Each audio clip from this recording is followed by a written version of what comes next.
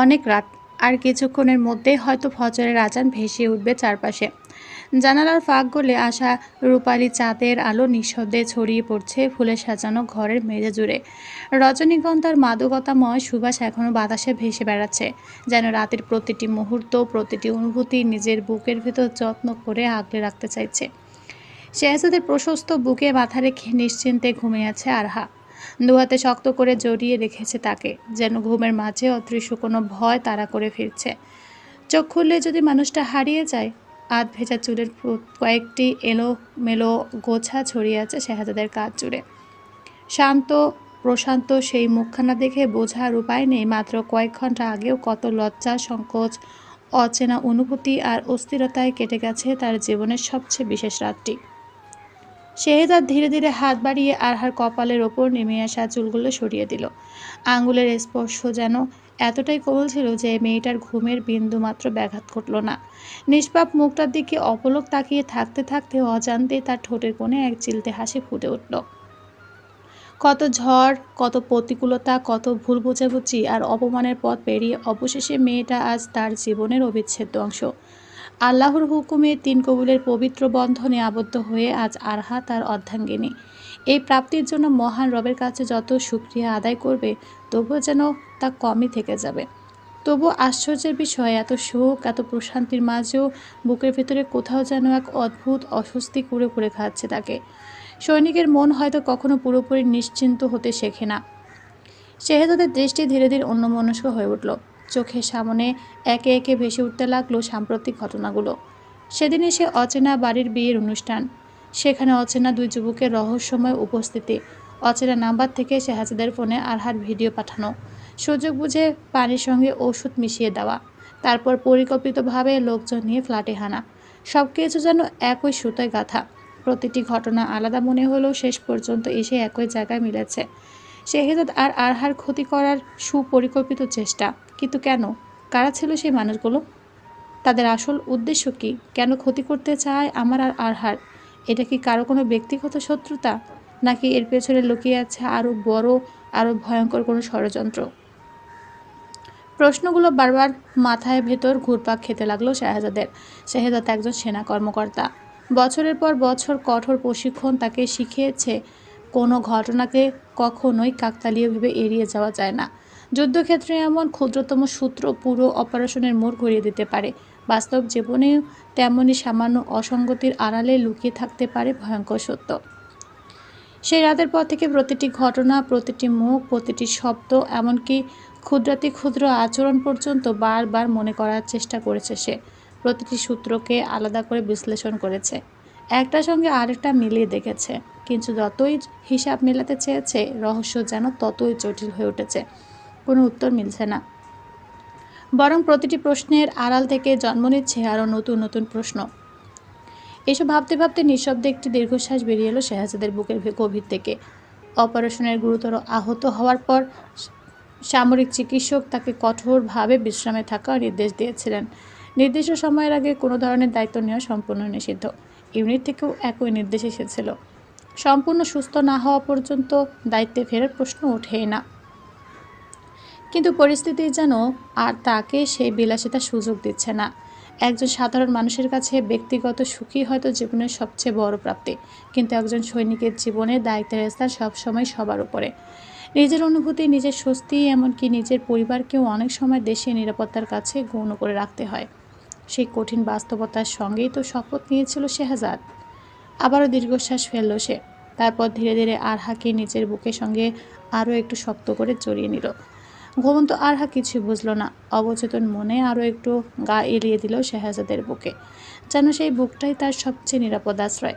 মেয়েটার মুখে ছড়িয়ে থাকা নিঃস্বার্থ প্রশান্তি দেখে শেহজাদের কঠিন চোখ দুটো মুহূর্তের জন্য কোমল হয়ে উঠল। আলতো করে আরহার কপালের ঠোঁট ছুঁয়ে মনে মনে এক নীরব প্রতিজ্ঞা করল সে। এই শান্ত মুখটার হাসি কখনো ম্লান হতে দেবে না। যেই হোক, যে কারণেই হোক, তাদের জীবনে অন্ধকার নামানোর চেষ্টা যারা করেছে তাদের খুঁজে বের করবেই সে। সকাল হলে প্রথম কাজ হবে ইউনিটের কমান্ডিং অফিসারের সঙ্গে যোগাযোগ করা। মেডিকেল ক্যাটাগরি অনুযায়ী যদি সীমিত দায়িত্বে ফিরে যাওয়ার অনুমতি পাওয়া যায় তাহলে আর এক মুহূর্তও দেরি করবে না। প্রয়োজন হলে পূর্ণাঙ্গ ফিল্ড ডিউটির বদলে স্টাফ ডিউটি, অপারেশনাল ব্রিফিং কিংবা গোয়েন্দা সমন্বয়ের মতো দায়িত্ব দিয়ে শুরু করবে। শরীর পুরোপুরি সুস্থ হওয়ার অপেক্ষায় হাত গুটিয়ে বসে থাকার সময় নেই আর মাত্র 2 মাস পর আরহার জন্মদিন। কথাটা মনে হতেই শাহজাদের ঠোঁটের কোণে অজান্তে এক টুকরো হাসি ফুটে উঠল। এতক্ষণ যে মুখটা গভীর চিন্তায় কঠিন হয়েছিল সেখানে হঠাৎ করে নেমে এলো একরাশ কোমলতা। বুকের ভেতর ঘুমিয়ে থাকা মেয়েটার দিকে স্নেহ ভরা দৃষ্টিতে তাকিয়ে খুব আস্তে ফিসফিস করে বলল, তোর এবারের জন্মদিনটা এমনভাবে উদযাপন করবো যেন সারা জীবন মনে থাকে। ইনশাল্লাহ সব কিছু স্বাভাবিক হয়ে গেলে কিছুদিনে ছুটি নেব, তারপর তোকে নিয়ে দেশের বাইরে ঘুরতে যাব। শুধু তুই আর আমি, কোনো ব্যস্ততা থাকবে না কোনো দায়িত্বও। একটু থেমে আরহার মুখের দিকে তাকিয়ে মৃদু হেসে আবার বলল, জানি তোর পছন্দের অনেক জায়গা আছে, তবে প্রথমে তোকে মালদ্বীপ নিয়ে যাব। সমুদ্রের নীল পানির মাঝে সাদা বালুকা বেলায় শুধু তোর হাতটা ধরে হাঁটবো। আর হ্যাঁ, তোর সেই বহুদিনের শখ ফ্লাইবোর্ডিংও করাবো। আমার পেঙ্গুইনের জন্য এটাই হবে সবচেয়ে সুন্দর জন্মদিনের উপহার। কথাগুলো বলতে বলতে শেহজাদের চোখে ভেসে উঠল এক টুকরো স্বপ্ন। আরহার মুখ ভরা হাসি, সমুদ্রের সে নীল আকাশ, সব মিলিয়ে যেন এক শান্ত নির্ভার ভবিষ্যৎ। কিন্তু পর মুহূর্তেই সেই হাসির আড়ালে ফিরে এলো বাস্তবতার কঠিন ছায়া। গভীর স্বরে নিজের মনে বলল, তবে সেই স্বপ্ন পূরণ করার আগে আমাকে একটা দায়িত্ব শেষ করতে হবে। তোর নিরাপত্তা নিশ্চিত না করে আমি নিশ্চিন্ত হতে পারবো না। যতদিন পর্যন্ত সেই অচেনা 2 মুখের পরিচয় জানা না যাচ্ছে, যতদিন তাদের উদ্দেশ্য পরিষ্কার না হচ্ছে, ততদিন আমাদের প্রতিটি হাসির আড়ালেই একটা অদৃশ্য ভয় লুকিয়ে থাকবে। আমি সেই ভয় নিয়ে বাঁচতে চাই না। আগে আগে তাদের খুঁজে বের করব, তারপর নিশ্চিন্ত মনে তোকে নিয়ে নতুন স্বপ্ন দেখব। শেহজাদের দৃষ্টি এই মুহূর্তে দৃঢ় হয়ে উঠল। নীরবে নিজের সেই প্রতিজ্ঞাকে হৃদয়ে গেঁথে নিল সে। ঠিক তখনই নিস্তব্ধ রাতের বুক চিরে দূরের কোনো মসজিদ থেকে ভেসে এলো সুমধুর ফজরের আজান। আল্লাহু আকবার, আল্লাহু আকবার। মুহূর্তে চারপাশে নীরবতা যেন অন্য এক পবিত্র আবহে ভরে উঠল। রাতের সমস্ত ক্লান্তি ধীরে ধীরে মিলিয়ে গিয়ে নতুন দিনের সূচনার বার্তা ছড়িয়ে পড়ল চারদিকে। শেহজাদ কিছুক্ষণ নিশ্চুপ হয়ে রইল। দূরের মসজিদ থেকে ভেসে আসা ফজরের আজানের প্রতিটি ধ্বনি গম্ভীর মনোযোগে শুনতে লাগলো সে।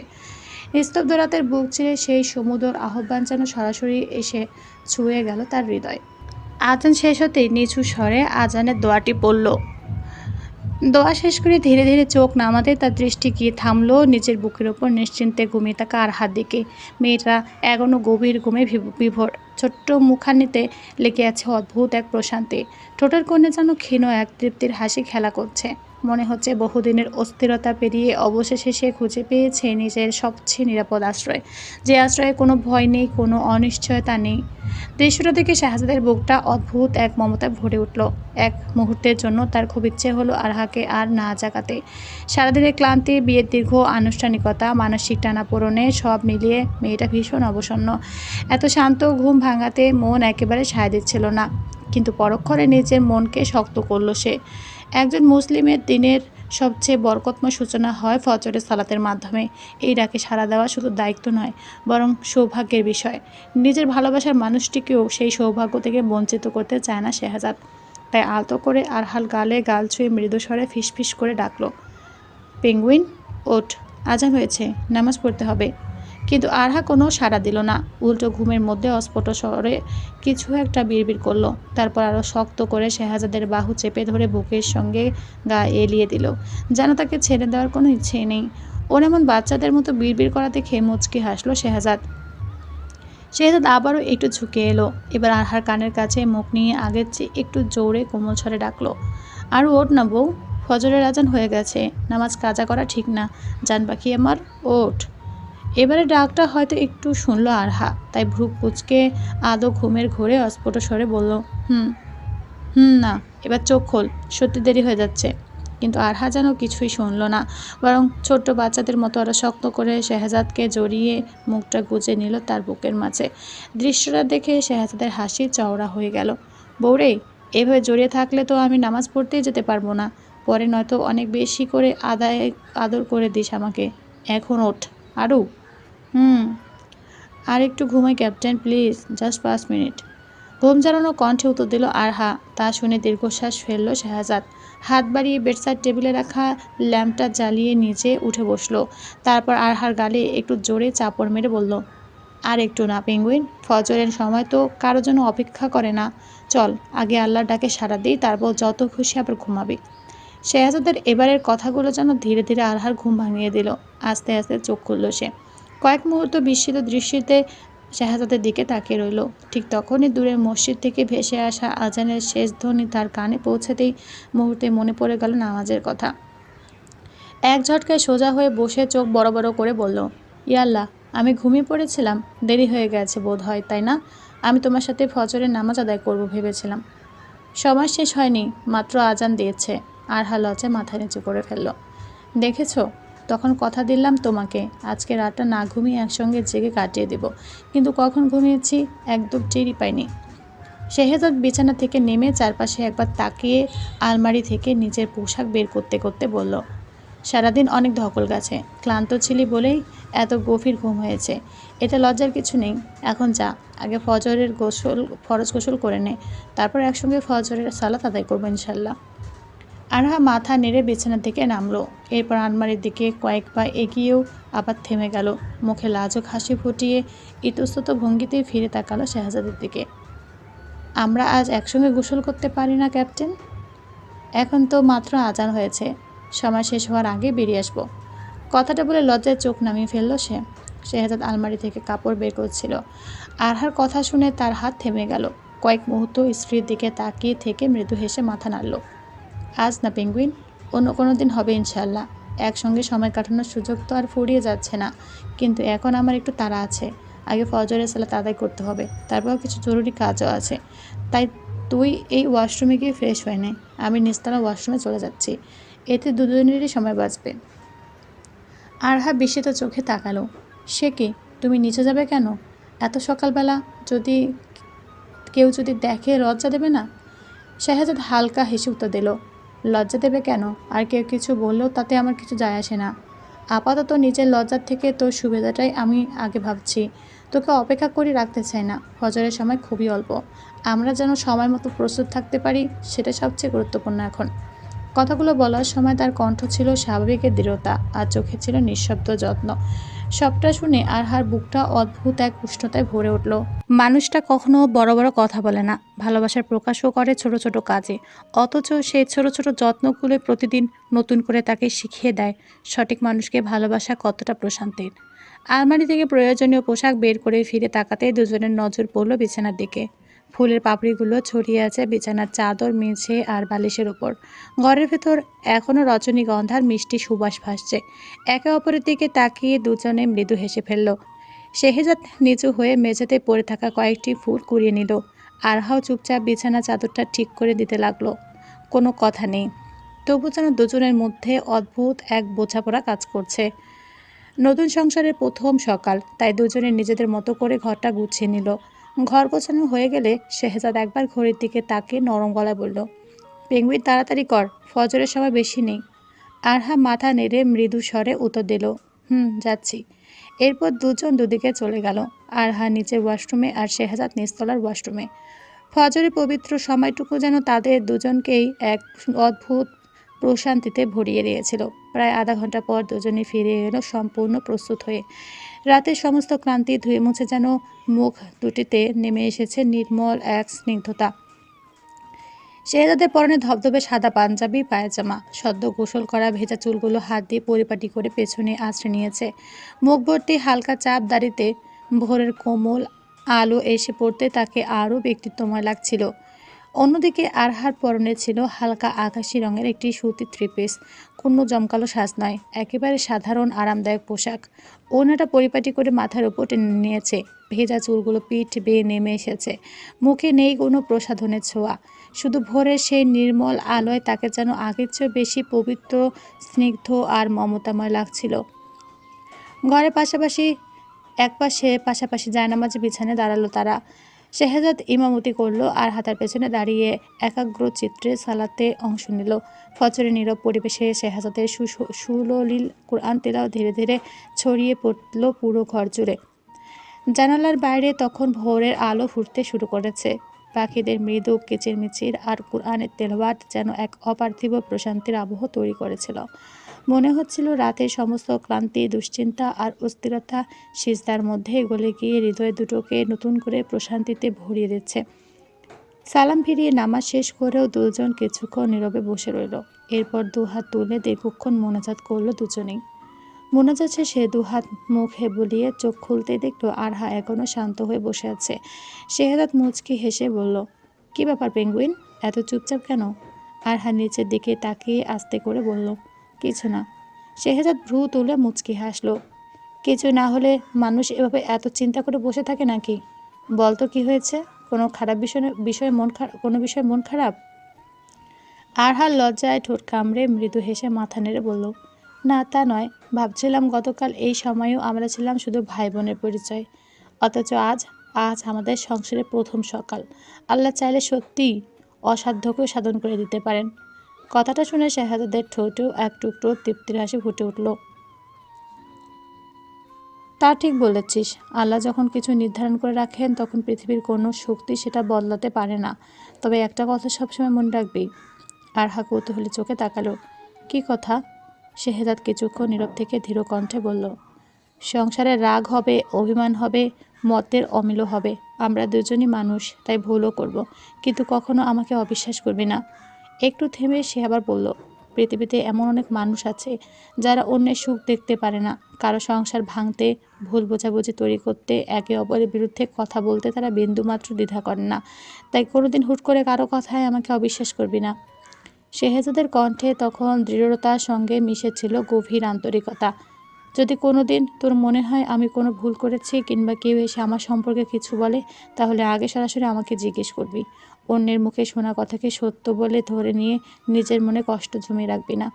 আমরা একে অপরের সঙ্গে কথা বলবো, একে অপরকে বুঝবো, কারণ নীরবতা আর ভুল বোঝাবুঝি অনেক সময় সুন্দর একটা সম্পর্ককেও ভেঙে দেয়। শেহজাদের প্রতিটি কথা গভীর মনোযোগ দিয়ে শুনছিল আরহা।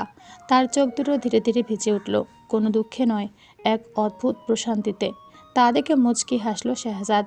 এরপর আলতো করে ওর দুহাত নিজের হাতের মুঠো নিয়ে বলল, আর একটা জিনিস, আল্লাহর উপর কখনো ভরসা হারাবি না, সব সময় তার উপর বিশ্বাস রাখবি। মনে রাখিস, আল্লাহর সঙ্গে সম্পর্ক ঠিক থাকলে আমাদের নিজেদের সম্পর্ক ইনশাআল্লাহ ঠিক থাকবে। আর এই বিশ্বাসটাই হবে আমাদের সংসারের সবচেয়ে বড় শক্তি। যে সংসারের ভিত্তি আল্লাহর সন্তুষ্টি, পারস্পরিক আস্থা আর খোলামেলা কথোপকথনের উপর দাঁড়িয়ে থাকে, সেই সংসারের লোকে যতই ভেঙে দেওয়ার চেষ্টা করুক না কেন, তা ভেঙে দেওয়া সত্যিই এত সহজ নয়। আরহা ধীরে ধীরে মাথা নেড়ে বলল, ইনশাআল্লাহ মনে রাখবো। হঠাৎ করে শাহজাদের চোখে দুষ্টুমির ঝিলিক ফুটে উঠল। ঠোঁটের কোণে হাসি টেনে বলল, আর একটা নিয়ম আছে। আরহা অবাক হয়ে তাকালো। আবার নিয়ম? হুম, আচ্ছা, এবার আবার কি? শেহজাদ মুখটা গম্ভীর করার চেষ্টা করে বলল, প্রতিদিন সকালে আমার ঠোঁটে একটা লম্বা চুমু দিয়ে ঘুম ভাঙাতে হবে, আর ফজরের নামাজের পর অন্তত একটা সুন্দর হাসি উপহার দিতে হবে। আরহা বিস্ময়ে চোখ বড় বড় করে ফেলল। এটাও আবার নিয়ম নাকি? শেহজাদ অত্যন্ত ভাবগম্ভীর দৃষ্টিতে মাথা নেড়ে বলল, একদম, আমার বানানো সংসারের সংবিধানের প্রথম ধারা। শেহজাদের মুখে এমন কথা আর জোর করে নিজেকে গম্ভীর বানানোর চেষ্টা দেখে হাসি আর আটকে রাখতে পারল না আরহা। মুখ নিচু করে খিলখিল করে হেসে উঠল। হাসতে হাসতে বলল, হয়েছে, ভেবে দেখব তোমার এসব নিয়ম কতটা মানা যায়। এখন তুমি একটু সরো, আমি কোরআন শরীফ পড়তে চাই।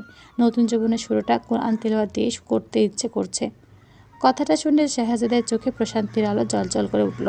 সে কয়েক মুহূর্ত স্ত্রীর দিকে মুগ্ধ হয়ে তাকিয়ে রইল। তারপর মৃদু হেসে বলল, পড়বি, অবশ্যই পড়বি, এতে আমার সবচেয়ে বেশি খুশি হব। তবে তার আগে একটা ছোট্ট কাজ করতে হবে। আরহা ভ্রু কুঁচকে তাকালো। কী কাজ?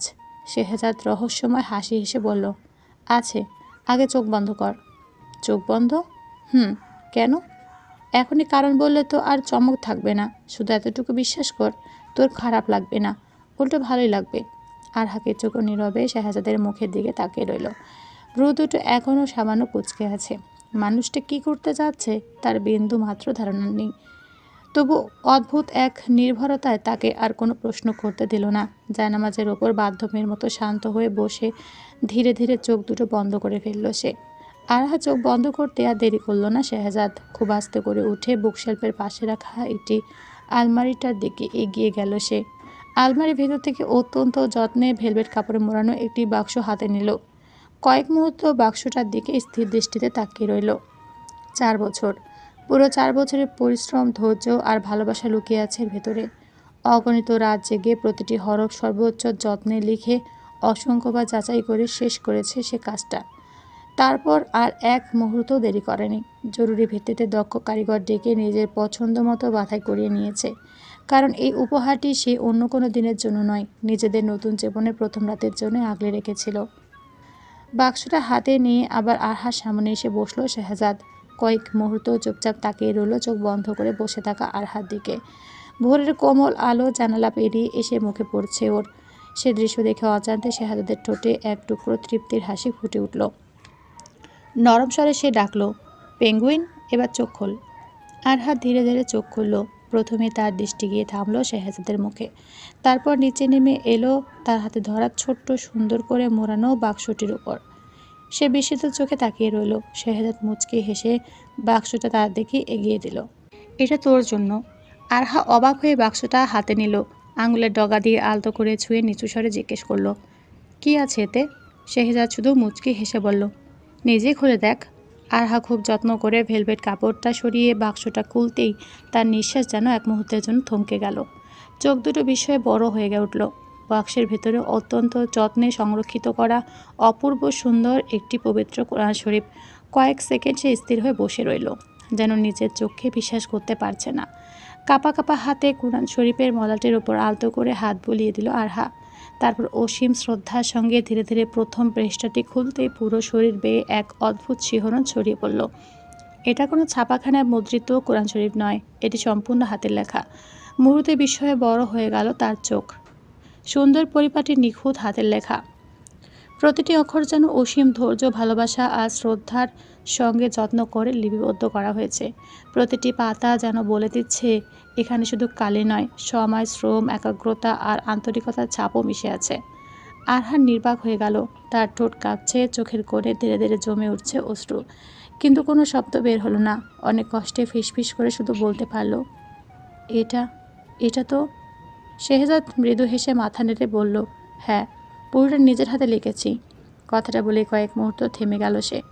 কণ্ঠটা আরও কোমল হয়ে এলো, জানি কোরআন শরীফ কখনো শুধু একজন মানুষের জন্য হয় না, আল্লাহর কালাম তো সমগ্র মানবজাতির জন্য। তবু এই কবিটা আমি বিশেষভাবে তোকে উপহার দেওয়ার জন্যই নিয়েই লিখেছিলাম। আরহার চোখের পলকে যেন পড়ছে না। সে শুধু অবিশ্বাস ভরা দৃষ্টিতে শেহজাদের দিকে তাকিয়ে আছে। শেহজাদ ধীরে ধীরে বলতে লাগলো, 4 বছর লেগেছে এটা শেষ করতে।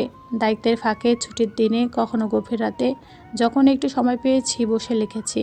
কোনো কোনো পৃষ্ঠা শেষ করতে কয়েক দিন লেগেছে, আবার কোনো কোনো পৃষ্ঠার জন্য অপেক্ষা করতে হয়েছে কয়েক সপ্তাহ। তাড়াহুড়ো করে লিখিনি, যতটা সম্ভব মনোযোগ আর যত্ন নিয়ে শেষ করার চেষ্টা করেছি। একটু হেসে আবার বলল, হয়তো তুই ভাবতে পারিস তোকে অন্য কিছু কেন দিলাম না। আমি চাইলে তোকে গয়না দিতে পারতাম, দামি কোনো উপহার দিতে পারতাম, কিন্তু পৃথিবীর অনেক মূল্যবান জিনিস কিনে দিতে পারতাম। আলহামদুলিল্লাহ, আল্লাহ সেই সামর্থ্য দিয়েছেন, কিন্তু এসব দামের জিনিস কেন জানি আমার কাছে খুব তুচ্ছ মনে হয়েছে। 2 দিনের দুনিয়ায় আজ আছি কাল নেই, এসব হীরার কোনো মূল্য নেই। আর তুই তো আমার কাছে অনেক মূল্যবান। সেই মূল্যবান মানুষটাকে এসব তুচ্ছ কিছু কীভাবে দেই বলতো? তাই অনেক ভেবেছি আমি। পরে মনে হলো আল্লাহর কালামের চেয়ে মূল্যবান উপহার তো আর কিছু হতে পারে না। তাই নতুন জীবনের শুরুতে তোকে এটাই দিলাম। শেহজাদের চোখে একরাশ তৃপ্তি। সে একটু থেমে আবার বলল, গতকাল দুপুরে শেষ পৃষ্ঠাটা লেখা শেষ করেছিলাম। তারপর যত দ্রুত সম্ভব বাঁধাই করে এনেছি। ইচ্ছে ছিল গত রাতে তোকে উপহার দেব, কিন্তু ঘরে ঢুকে দেখি আমার পেঙ্গুইন ভূতের ভয়ে অস্থির। তখন মনে হলো উপহারের কথা পরে হবে, আগে আমার বউটাকে সামলানো দরকার। শেহজাদের কথাটা শেষ হতেই আরহার চোখ বেয়ে টুপ করে অশ্রু গড়িয়ে পড়ল। সে কিছুই বলতে পারল না। মনে হচ্ছিল বুকের ভেতর জমে থাকা সমস্ত অনুভূতি একসঙ্গে চোখের জল হয়ে বেরিয়ে আসছে। পৃথিবীতে মানুষ কত রকম উপহারই তো দেয়। কেউ স্বর্ণ দেয়, কেউ হীরা, কেউ দামি গাড়ি, কেউ একগুচ্ছ ফুল। কিন্তু নিজের জীবনে 4টি বছর ব্যয় করে ধৈর্য, নিষ্ঠা আর ভালোবাসা দিয়ে হাতে লিখে পবিত্র কোরআন শরীফের একটি কপি উপহার দেওয়ার কথা সে কোনো দিনও কল্পনাও করেনি। এই উপহারের মূল্য কোনো অর্থেই মাপা সম্ভব নয়। তাছাড়া এটা শুধু একটি উপহার নয়, এটা সময়ের, একটা ত্যাগের, এটা ভালোবাসার উপহার। কাঁপা কাঁপা হাতে কোরআন শরীফটা বুকের সঙ্গে আরও শক্ত করে জড়িয়ে ধরল আরহা। প্রায় কতটা সময় কথা বলতে পারল না সে। এরপর অনেকক্ষণ পর কষ্ট করে নিজেকে সামনে নিয়ে ফিসফিস করে বলল, আমি আমি এই উপহারের যোগ্য নই শেহজাদ। শেহজাদ সঙ্গে সঙ্গে মাথা নেড়ে মৃদু হেসে বলল, এভাবে বলবি না পেঙ্গুইন। তোকে এটা উপহার দেওয়ার যোগ্যতা দেওয়ার আমি কেউ নই, যোগ্যতা আল্লাহই দেন। আমি শুধু চেয়েছি আমাদের সংসারের শুরুটা যেন আল্লাহর কালামের বরকত দিয়ে হয়। যখন এটা খুলে পড়বি আমার জন্য দোয়া করে দিবি, এটাই হবে আমার জীবনের সবচেয়ে বড় প্রাপ্তি। আরহা ভেজা চোখে তার দিকে তাকিয়ে রইল, যেন আজ নতুন করে মানুষটাকে চিনতে পারছে সে।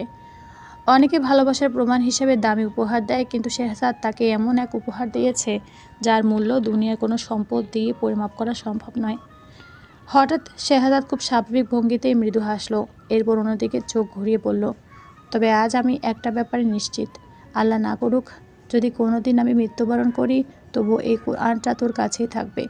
তুই যখনই এটা খুলে পড়বি আমার জন্য দোয়া করবি। আর সে একটু থামলো, কথাটা বলতে গিয়ে বুকের ভেতরটা কেঁপে উঠল, কিন্তু তবুও বলল, শেহজাদ, মৃত্যু প্রতিটি প্রাণীর জন্য বরাদ্দ, এটা থেকে কারো রেহাই নেই। আমি যদি কখনো তোর পাশে না থাকি তখন তো আর সারা জীবন একা কাটিয়ে দিবি না, তাই না? যদি কোনোদিন বাড়ির সবাই তোর আবার বিয়েও দিয়ে দেয়, তবু এই হাতের লেখাগুলোর মধ্যে কোথাও না কোথাও আমি ঠিক রয়ে যাব তোর কাছে।